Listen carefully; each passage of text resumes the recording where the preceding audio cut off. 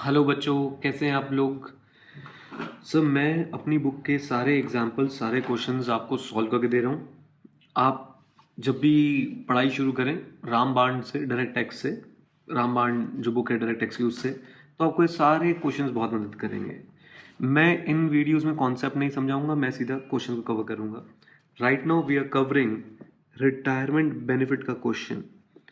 Retirement benefit में बच्चों कुछ एग्जांपल्स हैं मेरी बुक में, हम उनको कवर करने जा रहे हैं। क्वेश्चन का नंबर है क्वेश्चन 5 और ये क्वेश्चन बहुत ही आसान है सर। मैंने स्पेसिफिकली इसको बनाया है ताकि मैं आप लोगों को इसके एग्जांपल्स दे सकूं, अच्छे से समझा पाऊं। एग्जाम्पल में 5 बच्चों बहुत ही आसान है, मैंने सिर्फ वो आपके बेसिक स्किल्स टेस्ट करने के लिए बनाया है। जैसे कि आप पहला पॉइंट पढ़ेंगे जिसमें लिखा है R is working with XYZ limited at a salary of 50,000 per month, और हमें 13-14 के लिए उसकी सैलरी निकालनी है। तो सर बहुत ही सिंपल क्वेश्चन है, आपने इसको सॉल्व भी कर दिया अभी तक। बेसिक सैलरी कितनी आई बच्चों इसमें? 6 लाख रुपीज़, दैट्स इट। लो जी, ये इसका फर्स्ट पार्ट हो गई है। तो ये वार्म अप एक्सरसाइज है सर, ताकि आप लोग इसको आराम से प्यार से सॉल्व कर पाए। अच्छा, इसी का पार्ट 2 देखते हैं sir. R is working with XYZ limited only at a salary 50,000 rupees per month and he retired on 31/12/2012। 50,000 पर महीने की सैलरी है, 31/12/2012 को रिटायर हो गए। ठीक है सर, कोई दिक्कत नहीं है। आ जाओ ज़रा देखते हैं इस केस में सैलरी कैसे निकलेगी sir. Basic salary 50,000 into 9। Why 50,000 into 9? क्योंकि ही रिटायर्ड ऑन 31 दिसंबर। हमारे अप्रैल टू दिसंबर अगर आप मंथ काउंट करेंगे तो कितने बनते हैं? 9 मंथ्स। तो 9 into 50,000 is 4,50,000। Easy, great. So third question solve करते हैं जरा हम इसका। R is working with XYZ limited at a salary of 50,000 per month and he retired on 31/12/2012 and from 1/1/2013 he will receive pension of 10,000 rupees per month. ठीक है, तो ऊपर वाला एक क्वेश्चन है, थोड़ा सा एक्सटेंड हो गया है सर। बेसिक सैलरी 4,50,000 रुपीज, साथ ही साथ हम इसमें लिखेंगे पेंशन। और बच्चों हैबिट अभी से बनाए, पेंशन की प्रेजेंटेशन कैसे करनी है। पेंशन लिखने के बाद आगे हमारे पास uncommuted pension. Uncommuted pension, uncommuted pension में आप लिखेंगे 10,000 इंटू 3। और सर अनकम्यूटेड पेंशन का लॉ ये बोलता है it is taxable for all. 3 कहाँ से आया? जनवरी, फरवरी, मार्च। 4,50,000 कैसे बना था हमारा? April to December, that is 9 month into salary per month, that is 50,000। Easy. तो हमारी income and direct salary for this year निकल जाती है 4,80,000। That's it, simple. ठीक है, फोर्थ पार्ट पे चलते हैं सर, और फोर्थ पार्ट देखते हैं क्या था इसका। ये कुछ काम की चीज़ है। R is working with XYZ limited at a salary of rupees 50,000 per month and he retired on 31/12/2012। ठीक है, and from 1/1/2013 he will get a pension of 10,000 per month. यहाँ तक तो पुराना ही क्वेश्चन था। On 1 March 2013 he got 70% of his pension commuted and receive rupees 14 lakh. ठीक है सर, तो कम्यूटेड पेंशन मिली 14 lakh. Assume gratuity is not receive. आ जाओ बच्चों, इस क्वेश्चन को करते हैं सर। फोर्थ पार्ट चल रहा है इसका, हम फोर्थ पार्ट को भी सॉल्व कर लेते हैं। बेसिक सैलरी, आगे हमारे पास 4,50,000। पेंशन, इसको बहुत ध्यान से देखिएगा इसकी प्रेजेंटेशन। पेंशन में सबसे पहले मैं लिखता हूँ अनकम्यूटेड। अनकम्यूटेड पेंशन कितनी बनेगी? 10,000 इंटू 2। 10,000 इंटू 2 कैसे सर? 2 महीने के लिए तो 10,000 रुपये की पेंशन मिल रही है इसको, है ना। और लास्ट मंथ में इन्होंने कम्यूट कर लिया। 2 महीने हैं कौन कौन से? जनवरी और फरवरी। अब जब मार्च का मंथ आया था तो उन्होंने अपनी 70% पेंशन कम्यूट करा ली थी। इस पर ध्यान दे सर, 70% पेंशन कम्यूट करा ली थी। तो -70% ऑफ 10,000 इक्वल टू 3,000 और 1 महीने के लिए। तो हमारे पास ये बन गया 20,000 plus 3,000, that is total is 23,000। बच्चों इस बात को समझें, हमने क्या किया, पेंशन को कम्यूट करवा लिया। कम्यूट मतलब हमने एक साथ ले लिया। कितनी परसेंट पेंशन कम्यूट करा ली? 70%। यानी 10,000 में से अब मुझे 70% अमाउंट नहीं मिलेगा, सिर्फ कितना परसेंट मिलेगा, 30% अमाउंट मिलेगा। तो ये मेरा अनकम्यूटेड पेंशन हो गया, और जो मुझे अमाउंट मिला वो मेरा कम्यूटेड पेंशन हो गया। कम्यूटेड पेंशन की ट्रीटमेंट देखेंगे, अभी हमने अनकम्यूटेड पेंशन टोटल करके बाहर रख दी। आ जाओ जी, कम्यूटेड पेंशन। कम्यूटेड पेंशन कितनी होगी साहब हमारे पास, आओ जरा देखते हैं। Sir commuted pension is amount received, कितना अमाउंट रिसीव्ड है हमारे पास, 14 lakh, less amount exempt. Exemption के लिए बच्चों में क्या बनाना पड़ेगा, वर्किंग नोट। आओ जी चलते हैं, working note, computation of amount of exemption. Sir हमें एक पॉइंट गिवन था, gratuity is received, assume gratuity is received. तो अगर ग्रेचुटी रिसीव हुई है तो कैसे निकालते हैं एग्जेम्पशन, वो देखनी है। Exemption will be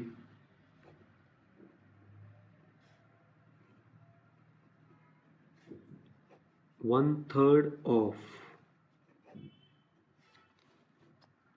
100% of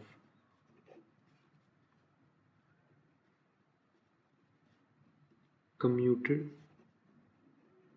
value of pension. तो जितनी भी पेंशन मिली है हमें, हम पहले उसका 100% कैलकुलेट कर लेंगे। ये 100% कम कैलकुलेट कैसे किया सर, यूनिटरी मेथड से। 14 लाख अगर 70% के बराबर था तो 100% कितना होगा, और उसको मैंने डिवाइड मल्टीप्लाई कर दिया 1/3 से, ये 1/3, तो 1/3 of 100% of commuted value of pension. अब जो हमारा अमाउंट आएगा वही होगी हमारी एग्जेम्पशन, यानी उतना अमाउंट हम टैक्सेबल नहीं करेंगे।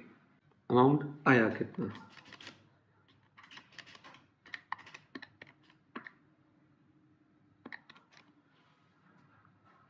6,66,667। This is the amount of exemption. इसे हम अपने ऊपर आंसर में लिख देंगे 6,66,667।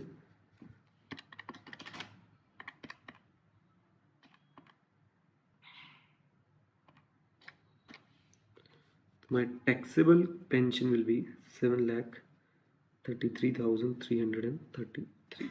वेरी सिंपल सर, कहीं आपको इसमें दिक्कत परेशानी नहीं दिखनी चाहिए, बस ये रूल्स याद होने चाहिए कि सर एग्जाम्पशन होती कितनी है।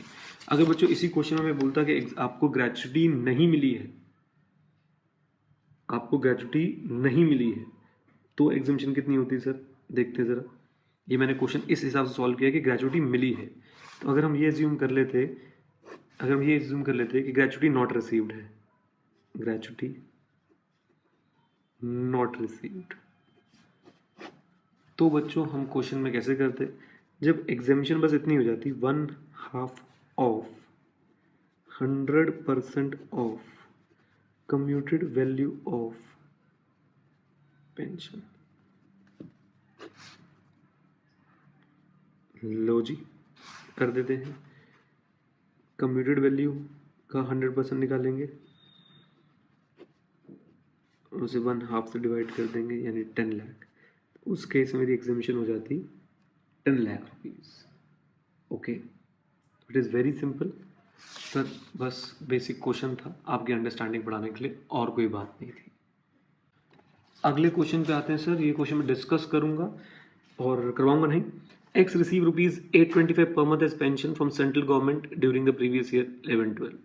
बच्चे का दिमाग कैसे चलता है, बच्चा सोचता है अच्छा सेंट्रल गवर्नमेंट से पेंशन मिल रही है, तो हमने तो रटा हुआ है pension receive by government employees exempt. नहीं sir, it is not exempt, only commuted pension receive by government employees exempt. Uncommuted pension is taxable for all type of employ, whether it is government employ और non government employ. तो ये जो 825 per month है sir, ये आपका amount पूरा का पूरा टैक्सेबल होगा इंटू 12 करके। ये जो भी रिटायरमेंट वाले मंथ्स रहे होंगे, कुछ गिवन नहीं है तो हम मान लेते हैं कि और पूरे इंटू 12 कर देंगे और ये पूरा का पूरा अमाउंट टैक्सेबल होगा सर, चाहे गवर्नमेंट हो चाहे नॉन गवर्नमेंट हो, क्योंकि ये अनकम्यूटेड पेंशन थी। हमारा जो अमाउंट टैक्सेबल आ जाएगा 12 मंथ्स के हिसाब say that will B 9900 rupees. Okay, फिर 1063 per month as pension from government of Punjab. बेटा गवर्नमेंट ऑफ पंजाब हो, गवर्नमेंट ऑफ कुछ भी हो सर, अगर आपको मिल रही है सर गवर्नमेंट से अनकम्यूटेड पेंशन तो वो होगी फुली टैक्सेबल। इसमें हमारा अमाउंट आ जाएगा 12756। अच्छा जी, third 800 per month as pension from थोड़ी सी printing mistake, from ABC limited a public company in private sector. से फर्क नहीं पड़ता, पेंशन है तो टैक्सेबल होगी। 800 इंटू 12 पूरा का पूरा 9600 रुपीज हम यहाँ पे भी टैक्सेबल कर देंगे। अब आ जाते हैं सर डी पॉइंट पे।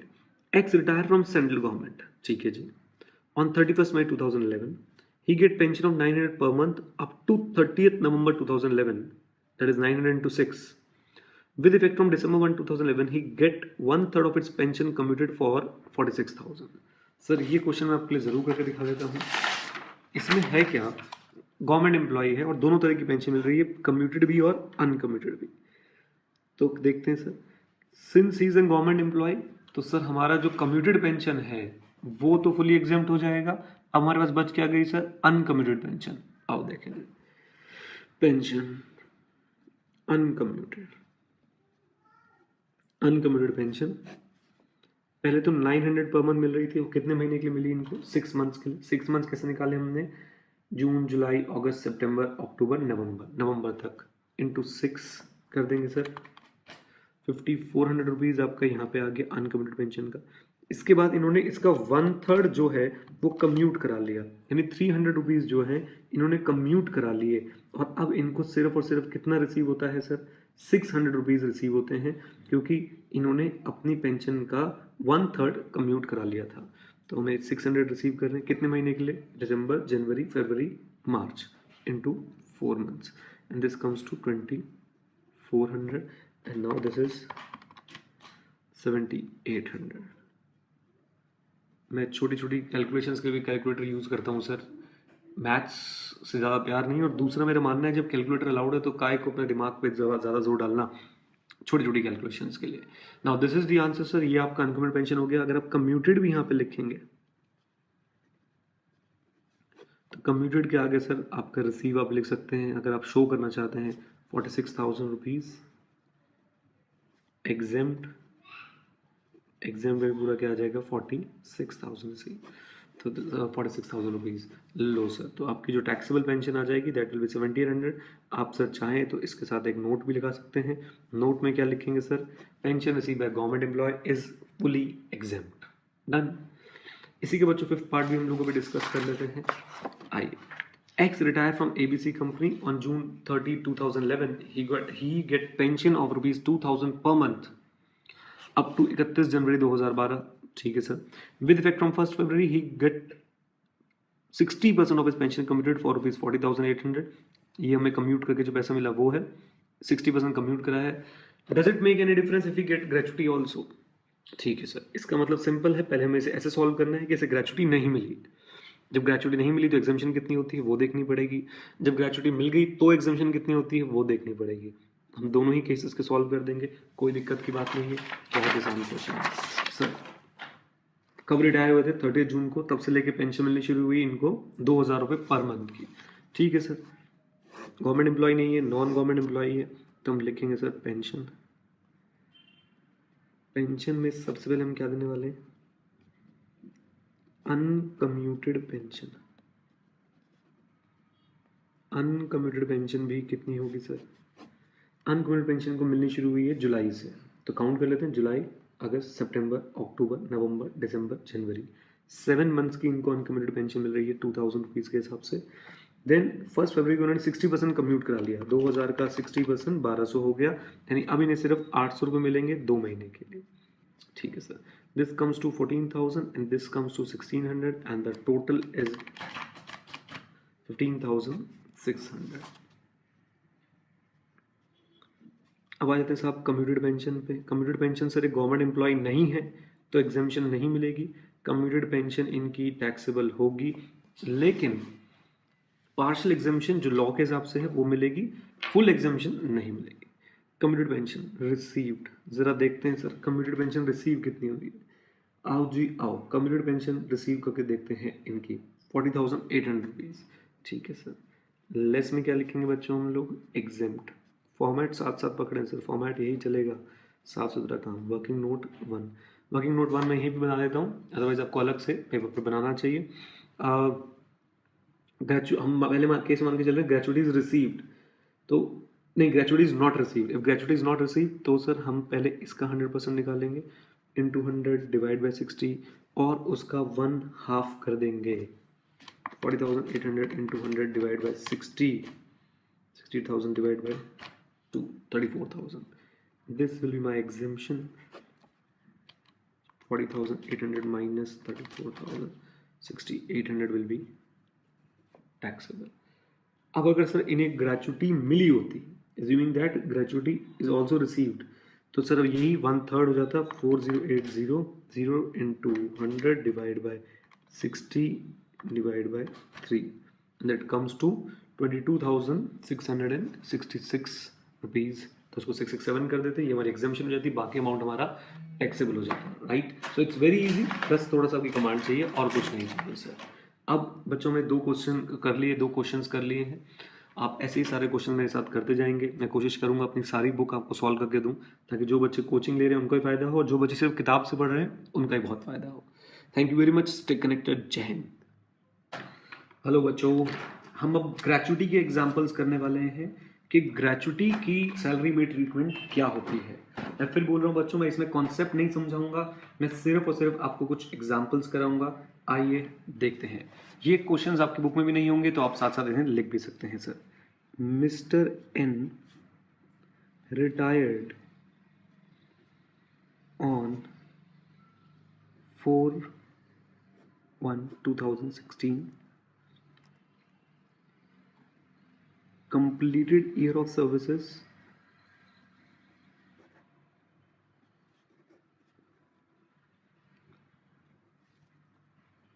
18 years. Okay. Sir, salary at the time of retirement is equal to rupees 70,000 per month. Okay. DNS allowance is equal to rupees 35,000 per month. 60% forms part of retirement benefit. Okay. 60% forms part of retirement benefit. ठीक है। इसके बाद कोई और information मुझे आपको देने की ज़रूरत नहीं है, सिर्फ आपने मुझे बताना है इनका। अच्छा, एक अमाउंट और हम आपको बताना चाहिए, ग्रेचुटी रिसीव्ड। इनको रिटायरमेंट पे ग्रेचुटी रिसीव हुई कितनी है। ग्रेचुटी जो इनको मिली है रिटायरमेंट के टाइम पे, दैट अमाउंट इज 11,20,000 रुपीज़। आपको निकालनी है एग्जेम्पशन। सर एग्जामिशन निकालने से पहले 2-3 बातें, गवर्नमेंट एम्प्लॉई है, नॉन गवर्नमेंट एम्प्लॉई है, नहीं मेंशन तो नॉन गवर्नमेंट एम्प्लॉई है। सब payment of gratuity act applicable है या नहीं एप्लीकेबल है, ये मैं आपको बता देता हूँ कि payment of gratuity act is applicable. Otherwise अगर ये क्वेश्चन गिवन ना हो तो सर हम क्या करते हैं, हम मान लेते हैं कि एप्लीकेबल नहीं है, लेकिन हम इस क्वेश्चन में लिख रहे हैं payment of gratuity act is applicable. अब हमें निकालनी बच्चों एग्जेम्पशन, बेसिक फॉर्मेट ना भूलें सर। ग्रेचुटी रिसीव्ड, कितनी ग्रेचुटी रिसीव हुई है, आओ जी आओ देखते हैं। 11,20,000 रुपये, और हमें टैक्सेबल ग्रेचुटी निकालनी है। लेस एग्जेम्प्ट, कितनी ग्रेचुटी एग्जेम्प्ट होगी। एग्जेम्प्ट के साथ हमेशा बनता है नोट, यहाँ मैंने लगा दिया नोट 1। सर मैं वर्किंग नोट 1 बनाने जा रहा हूँ, आ जाओ ज़रा मेरे साथ, कुछ काम कर लो। Working note 1,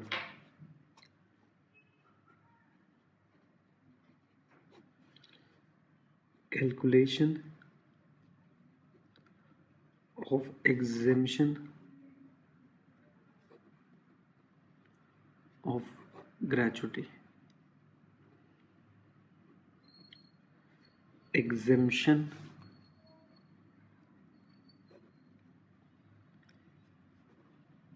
will be least of the following. Number 1, rupees 11,20,000, that is amount received. Number 2, rupees 10 lakh, that is monetary limit specified by government. And number 3, क्योंकि payment of gratuity act applicable है तो 15/26 into per month salary, salary का मतलब basic plus DA दोनों, that is 1,05,000, DA कौन सा, कोई सा भी, and into 18 years, that is number of completed year of service और part thereof in excess of 6 month. तो पार्ट thereof वाला हमारे पास केस ही नहीं था, तो इट विल कम 1,090,385. अब इन तीनों में से सबसे लीस्ट है वही एग्जेम्प्ट हो जाएगा. Rupees 10 lakh is the least, therefore it shall be exempt. और हमारा जो टैक्सेबल ग्रेचुटी का अमाउंट है वो हमारे पास निकल के आ गया 1,20,000. Taxable gratuity 1,20,000. सिंपल एग्जाम्पल आपको समझाने के लिए कि सर ग्रेचुटी की एग्जेम्पशन कैसे निकालते हैं.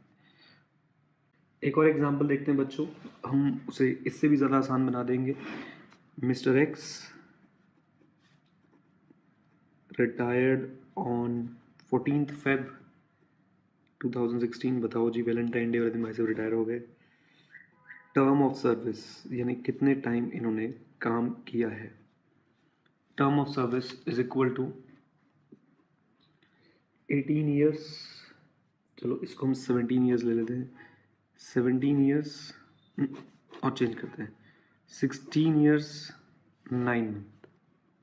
थोड़ा कंफ्यूज करना है. 16 year एंड कितने मंथ्स, 9 months. ठीक है जी. ग्रेचुटी रिसीव्ड है जो इनकी वो हुई है इनको 6 लाख रुपीज.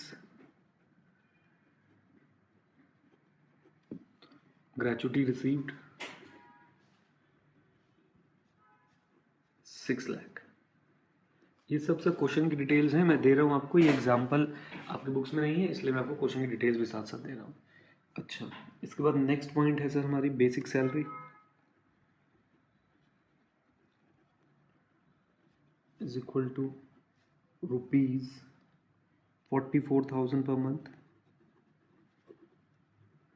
डियरनेस अलाउंस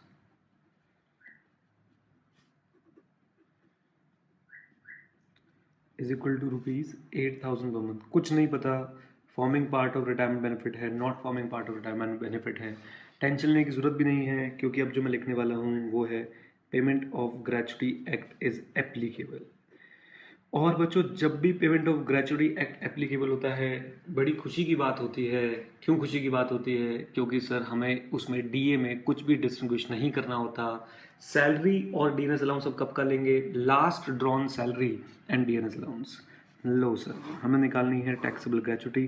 मैं सबसे पहले लिखता हूँ ग्रेचुटी रिसीव्ड. ग्रेचुटी रिसीव कितनी हुई है, आओ सर बताओ सर ग्रेचुटी कितनी लाए sir.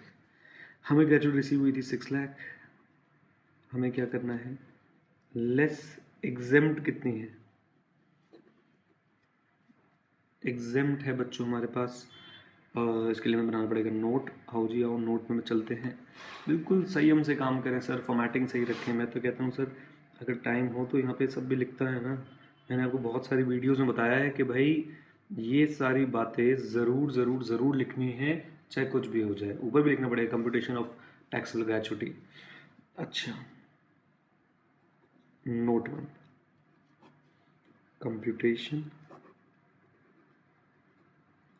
Of exemption of gratuity. लो जी, exemption shall be least of the following. Number 1, actual amount received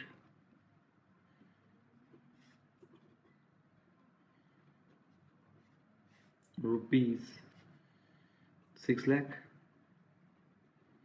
Number 2, gratuity के लिए हमारे पास ₹10 lakh, this is the monetary limit specified by the government. And number 3, 15/26 into हमारी salary थी 44,000 और DA था 8,000, तो टोटल हमारा हो गया 52,000। नंबर ऑफ कंप्लीट ईयर कितने लोग हैं? 16 साल 9 महीने थे, तो हमसे क्या कंसिडर कर लेंगे? 17 साल। Answer is 5,10,000। Least the following shall be exempt and the least is 5,10,000। Exemption is 5,10,000। जो हमारी टैक्सेबल ग्रेचुइटी है दैट विल बी 90,000। एक और बहुत ही आसान एग्जाम्पल बच्चों, बहुत ही इजी एग्जाम्पल था आपके लिए, बहुत ही आसान एग्जाम्पल था सर। ऐसे ही एग्जाम्पल्स आप लोग करते जाइए और आपका कार्यक्रम सही बनते जाएगा। ये बच्चों एक क्वेश्चन है आप लोगों के सामने जो हमने अभी सॉल्व करना है। बेसिक सैलरी दे रखी है आपको 1/4/15 से 39/2015 तक 65,000। Then 1/10/15 onwards till 31 January 2016 it is 70,000। 1 February 2016 को भाई साहब रिटायर हो गए हैं। डीएनएस अलाउंस है 20% ऑफ बेसिक सैलरी, जिसमें से 60% है forming part of retirement benefit. Sir he is work with the company for 10 year 10 months and 3 days, तो 10 साल 10 महीने 3 दिन के लिए उन्होंने काम किया है। ग्रेचुइटी रिसीव्ड है ₹10 लाख। और हम मान लेते हैं कि sir POGA payment of gratuity act is not applicable. हमें निकालनी है सर टैक्सेबल ग्रेचुइटी। तो अब हम क्या कर रहे हैं, ऐसा क्वेश्चन जिसमें payment of gratuity act applicable नहीं है। बच्चों एम्प्लॉय के बारे में कुछ नहीं गिवन है, मान लेंगे नॉन गवर्नमेंट एम्प्लॉय हो जी।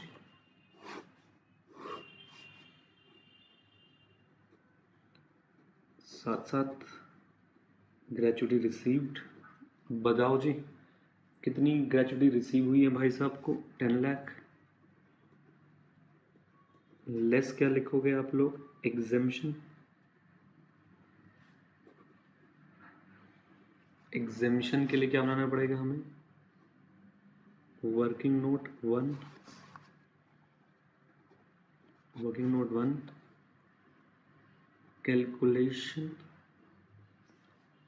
Of exemption of gratuity, exemption shall be least of the following: 1, 10 lakh, number 2, 10 lakh. ये गवर्नमेंट ने सेट करी, ये एक्चुअली रिसीव्ड है, ये गवर्नमेंट सेट करी। एंड नंबर 3, 15/30.2 में नोटेड सर, क्योंकि पेमेंट ऑफ ग्रेचुइटी एप्लीकेबल नहीं है तो यहाँ पे 15/26 नहीं करेंगे, यानी हम महीने में मान के चल रहे हैं कि 30 डेज आर देयर। कितने दिन हैं? 30 days into salary per month. Sir ये भी बहुत इंपॉर्टेंट पार्ट है। अब यहाँ पे जो हमने सैलरी लेनी है पर मंथ, वो क्या लेनी है सर? यहाँ पे जो हमने सैलरी पकड़नी है वो हम लेंगे basic salary plus DNS allowance. और डीएनएस अलाउंस भी कौन सा? डीएनएस अलाउंस भी ओनली एफपीआरबी वाला पार्ट। तो सर बेसिक सैलरी हमारी 70,000 रही 4 महीने के लिए और 65,000। एंड सर ये भी आपको पता होना चाहिए कि यहाँ पे हम एवरेज लेते हैं, हम अपनी जो भी हमारी सैलरी होती है लास्ट 10 मंथ की, preceding the month of retirement की एवरेज। तो 70,000 रही 4 मंथ्स के लिए, कैसे रही? अक्टूबर, नवंबर, दिसंबर, जनवरी। और 65,000 रही हमारी 6 मंथ्स के लिए, अप्रैल, मई, जून, जुलाई, अगस्त, सितंबर। तो टोटल हमारे पास 10 मंथ की सैलरी आ जाएगी। ऐसा करने से सर उसको मैं डिवाइड कर दूंगा 10 से, वो मेरी एवरेज सैलरी निकल जाएगी। लेकिन सैलरी में डीएनएस अलाउंस भी होता है, तो जो भी इसका हमारे पास आंसर आने वाला है, लेट अस से 6,70,000 विल बी द आंसर। इसका बच्चों पहले मैं डीएनएस अलाउंस भी ऐड करूंगा। डीएनएस अलाउंस कितना हो जाएगा इसका? डीएनएस अलाउंस हमारे पास आने वाला है इसका जो 20% होगा। 20% के भी मैं किससे मल्टीप्लाई कर दूंगा? 60% से। ये बात आपको समझ आनी चाहिए। पहले मैंने 10 मंथ की सैलरी निकाल ली, फिर मैंने उसके अंदर डीएनएस अलाउंस कौन सा वाला ऐड कर दिया, FPRB, हाँ जी कौन सा, FPRB, this amount will be 80,400। फिर मैं इन दोनों को प्लस कर दूंगा और मैं 10 से डिवाइड कर दूंगा क्योंकि मुझे एक एवरेज सैलरी चाहिए 6 महीने की। सर ये जो आंसर आएगा this will be 750,400 divide by 10 भी मैं इसको कर दूंगा तो मैं average monthly salary for the purpose of calculation of gratuity exemption in case when payment of gratuity act is not applicable will be ₹75,040। ये स्टेप मैं दोबारा समझाता हूँ। पहले से 15/30 मतलब सर 30 डेज का मंथ माना हमने सर, ठीक है। उसके बाद बच्चों हमने क्या किया, हमने 10 मंथ की एवरेज सैलरी निकाली है, 10 मंथ की। 10 मंथ सर 70,000 इंटू 4, 70,000 इंटू 4 कैसे सर, इस टाइम के लिए इनकी सैलरी कितनी रही थी 70,000 rupees. Then 65,000 into 6, why, because इस टाइम के लिए कितनी रही थी 65,000 रुपीज। ये मेरी 10 मंथ्स की सैलरी आ गई 670। फिर मैंने इसको 20% डीए निकाला और उसका भी 60% कर दिया क्योंकि मुझे सिर्फ यहाँ पे कौन सा डीए चाहिए, FPRB। ओके, तो 6,70,000 का जब आप 20% करेंगे वो आता है 1,34,000। 1,34,000 का जब आप 60% करेंगे तो आता है 80,400। मैंने दोनों को ऐड किया, दोनों को ऐड करके सर मेरे पास 10 मंथ की सैलरी आ गई है। मैंने उसे एवरेज करने के लिए 10 से डिवाइड कर दिया एंड इट कम्स टू 75040।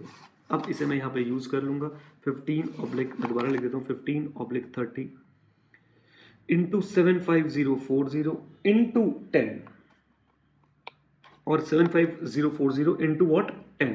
ये 10 मैंने क्यों किया sir, number of completed year of service only. हाँ जी, number of completed year of service only. यहां पे हमें फ्रैक्शंस इग्नोर करने होते हैं जब पेमेंट ऑफ ग्रेचुटी एप्लीकेबल नहीं होती। तो जरा हम इसको सॉल्व करके देखते हैं। 75040 divide by 30 into 15 into 10 and it comes to 3,75,199.99। तो हम इसे राउंड ऑफ करके बोल देंगे 3,75,200। Least of the following check करना है, इसमें से और इसमें से लीस्ट है सर 375,200। मैं 375,200 की ही एग्जेम्पशन दे दूंगा भाई साहब को और जो भी मेरा आंसर आएगा वो हो जाएगी मेरी gratuity which is taxable. It comes to 6,24,800। 6,24,800। अब बच्चों जो मैं इस एग्जाम्पल में एक बात समझाना जा रहा हूं वो बहुत ज्यादा इंपॉर्टेंट है, ध्यान से देखिएगा। सर मान लेते हैं ये जो भाई साहब थे हमारे जिनको ग्रेचुटी मिली थी, ये पहले भी एक कंपनी में काम करते थे, उनको वहां से भी ग्रेचुटी मिली थी और उन्होंने वहां पे जो एग्जेम्पशन क्लेम करी थी यानी अपने प्रीवियस एम्प्लॉयर के टाइम पे जो इनकी एग्जेम्पशन निकली थी वो निकली थी 3 लाख रुपीज। ओके, और अब इन्हें दोबारा ग्रेचुटी मिल रही है और उसके सारे फिगर्स ये हैं, उसका क्वेश्चन ये है। उस केस में हम कैसे लिखते हैं, exemption will be least of the following, actual amount received ₹10 lakh, monetary limit specified by government 10 lakh minus 3 lakh. ये माइनस 3 लाख कहां से आया सर, ये वो एग्जेम्पशन है जो ये पहले अपनी लाइफ में एक बार अवेल कर चुके हैं, तो ये कितना हो जाता 7 लाख। और फिर हम निकालते 15/30 days salary for every completed year of service और सैलरी के कंपोनेंट वगैरह वो सारी बातें। लेकिन पॉइंट टू बी नोटेड ये है कि उस समय ये 3 लाख यहां से रिड्यूस हो जाता। यानी अगर आपने कभी भी पहले ग्रेचुटी की एग्जेम्पशन अवेल करी है, हाँ जी आपने कभी भी पहले ग्रेचुटी की एग्जेम्पशन अवेल करी है, तो सर आपको ये जो एग्जेम्पशन मिली थी पहले वो आपको करंट में एग्जेम्पशन लेते समय अपनी मॉनेटरी लिमिट में से रिड्यूस करनी पड़ेगी। मैं बोलता हूँ ये 9 लाख की एग्जेम्पशन ले चुके होते तो सर यहाँ पे फिर मैं क्या लेस करता 9 लाख। अब मेरी मॉनेटरी लिमिट कितनी बच जाती 1 लाख, और जो मेरा इस वाले पार्ट का आंसर आया था वो था 375,200। Sir which ever is less, तो 1 लाख लेस निकलता, मैं सिर्फ ग्रेचुटी रिसीव में से 1 लाख माइनस करता। This point is very important, please note this point कि अगर पहले एग्जाम्शन ले चुके हैं तो वो एग्जाम्शन दूसरी बार एग्जाम्शन लेते समय आपकी monetary limit specified by government से रिड्यूस हो जाएगी। ऑन द कॉन्ट्ररी पहले इन्होंने 8 साल कहीं पे काम किया था, इन्हें ग्रेचुटी वहां पे नहीं रिसीव हुई, फिर उन्होंने कहीं पे 22 साल काम किया, वहां से इन्हें ग्रेचुटी रिसीव हुई। तो अब जब आप सर ग्रेचुटी का अमाउंट निकाल रहे होंगे, एक्चुअल अमाउंट रिसीव मान लेते हैं 10 लाख था, monetary limit specified by government ये भी 10 लाख ही रहेगी sir. 15/30 days salary for every completed year of service, यहां हम 22 नहीं लेंगे सर, यहां हम लेंगे 30। तो अगर पुराने एम्प्लॉयर के पास आप काम कर रहे थे, उन भाई साहब ने आपको ग्रेचुटी नहीं दी, तो जितना भी आपका वहां पे वर्क रहा, जितना भी आपका वहां पे टाइम रहा, वो हम करंट एम्प्लॉयर की ग्रेचुटी निकाल समय आपका नंबर ऑफ कंप्लीटेड ईयर्स में ऐड कर देंगे. Very simple sir. So please keep these 2 points in your mind sir. ये भी बहुत इंपॉर्टेंट है ग्रेचुटी का क्वेश्चन करने के लिए.